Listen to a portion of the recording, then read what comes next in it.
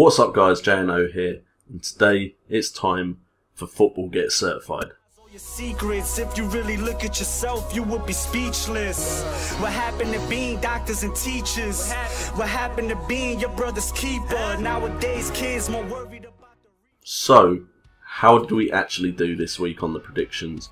We're going to go straight into the predictions from last week, see how we did compared to the results, and hopefully we have finally done enough to suggest I actually know what I'm talking about.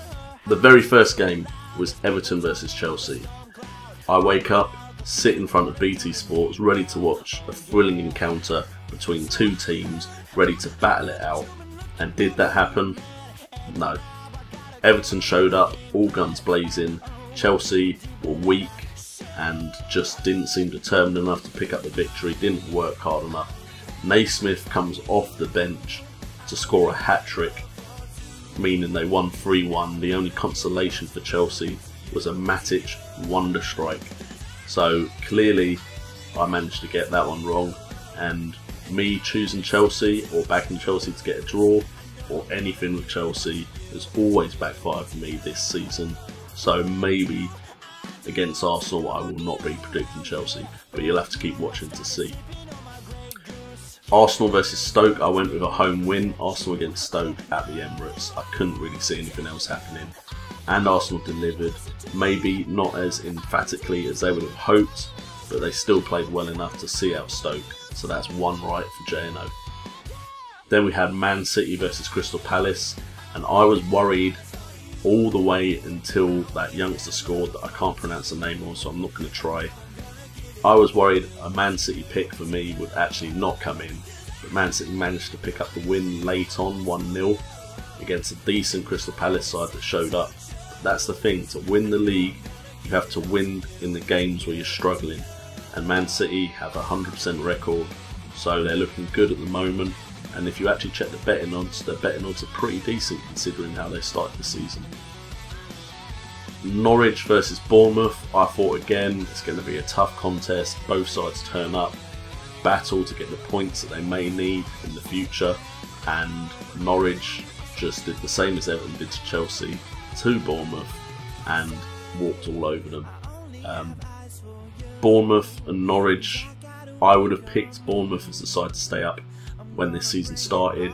Just the football they played I thought was better, but now I'm starting to change my mind.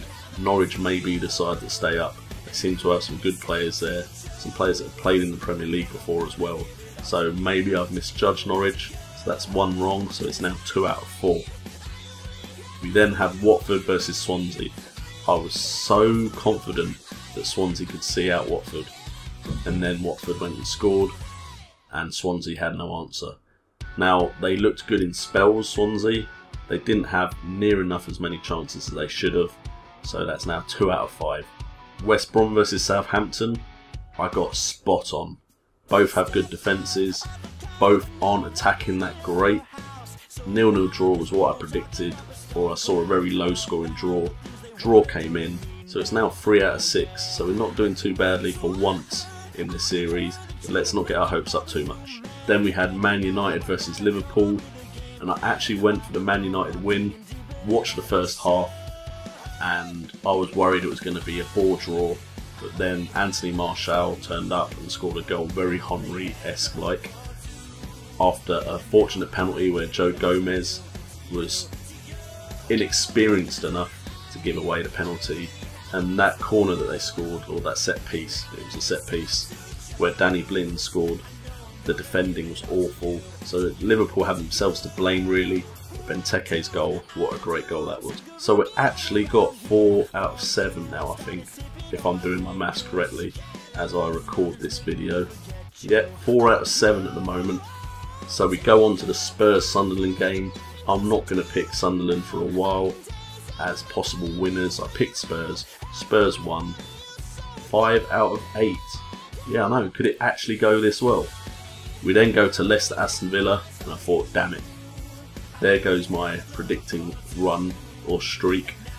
Aston Villa went 2-0 up, and then Leicester just came back fighting like true war heroes. Mahrez Danny Drinkwater, Vardy, great performance by the lads. Leicester pick up the 3-2 win at home, and I'm now actually 6 out of 9. That is ridiculous, I think. And we actually go all the way to 7 out of 10, because I predicted West Ham win at home. West Ham won. Dimitri Payet with a brace. His first goal was pretty damn good. And yeah, 7 out of 10. That's 70% correct. The highest I've ever done on this series. Pat myself on the back. Let's get on to next week. Okay, so next week we have a big game kicking things off. We have Chelsea versus Arsenal. I can't pick Chelsea in good faith anymore. I've done it too many times and it's backfired.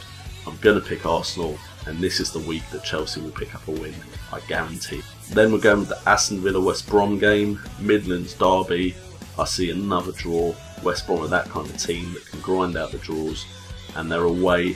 And Aston Villa's defence has looked shaky, so I could be wrong, but I'm going to go for the draw. Bournemouth versus Sunderland. Now, this would have been very easy for me if Bournemouth had performed last week, but I can't in good conscience pick a Sunderland win just yet, so I'm going to go for a Bournemouth win. Newcastle versus Watford, again in good conscience. I haven't watched Newcastle, I can't pick a Newcastle win, so Watford are going to get another win. 2 in a row for them, so Watford are doing a lot better than I thought they would anyway, at least at this stage of the season. We then have Stoke versus Leicester. Leicester just seem unstoppable. Even if you get ahead of them, they seem to fight back and get the victory or the draw. So I'm going for a Leicester win, even though it is away against Stoke. Stoke just haven't gelled for me yet as a team. They've still got a lot of work to do. Then we have Swansea versus Everton. Now if Swansea were away here, I'd pick an Everton win. Because Swansea are at home at the Liberty Stadium, I'm going to pick a draw. Both teams have performed well this season so far, and I think Everton, despite their run of fixtures now being quite difficult, are still going to pick up points. So I'll see a draw here between Swansea and Everton. Man City versus West Ham. I would love West Ham to do another giant killing. That would be Arsenal, Liverpool and then Man City. But Man City are on a different level than those other two teams at the moment, so I have to go, especially at home, with a Man City win. I just hope Aguero is fit for my Fantasy Premier League team, or I might have to take him out. Then we have Tottenham versus Crystal Palace.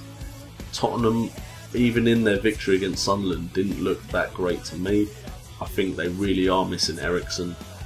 I'm going to go with a Palace win because Palace have been doing really well. I think they may surprise people this. Liverpool versus Norwich. I can't see Norwich going to Anfield and beating Liverpool, despite the fact that Liverpool aren't doing that great at the moment. But we shall see, but I'm definitely going for a Liverpool win in that game. And then we have Southampton versus Man United.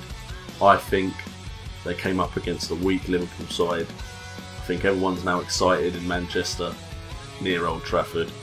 But I think Southampton will come with their solid defence, surprise them, maybe even pick up a win, but I'm going to go for a draw. Anyway guys, that is it for the prediction side of things, but this is Football Get Certified. Let me just talk about a few things this week that has happened in football. Aguero got injured like 20 minutes into his game. He's now out of the Champions League game, I believe, as is Silva.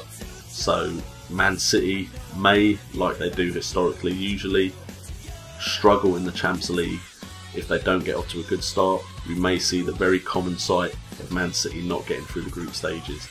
That's just a slight guess, not a prediction, but that could be the case with Aguero out. I just don't think Bony has really stepped up as a substitute or a replacement for Aguero, but they are two very different strikers, and it may just be that Bony needs some time to gel with the team. FGS, I believe that's the right initials. The owners of Liverpool have come out and backed Brendan Rodgers and said they're not intending on replacing him. I would ask why. Brendan Rodgers has been there a while now, and the only season he did anything was when he had Luis Suarez. And I mean, I reckon I could manage a side with Luis Suarez and do decent. So really, when there are managers out there who will be available for jobs in the near future that are really good, why would you stick with someone like Rodgers, who played Danny Ings at winger or wing back or something crazy against Man United? So Fair enough, it's their choice. I have no idea why you keep Brendan Rodgers as your manager. And finally, tonight and tomorrow, Champions League football is back. I was going to do a show where I talked about the Champions League, but I just run out of time and never got the time to do it.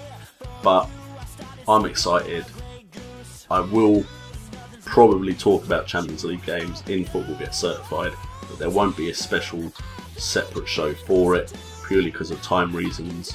And finally, tomorrow should have access to FIFA 16, the full version, and we can start the West Ham career mode, which should be epic. There was an episode yesterday, so go check my channel. There should be a link in the description to that video as well. Please vote on the straw poll so we know what kind of start we are going to make in our West Ham career mode. And that is it for Football Gets Certified. Please like and subscribe if you've enjoyed the content. And remember, stay certified.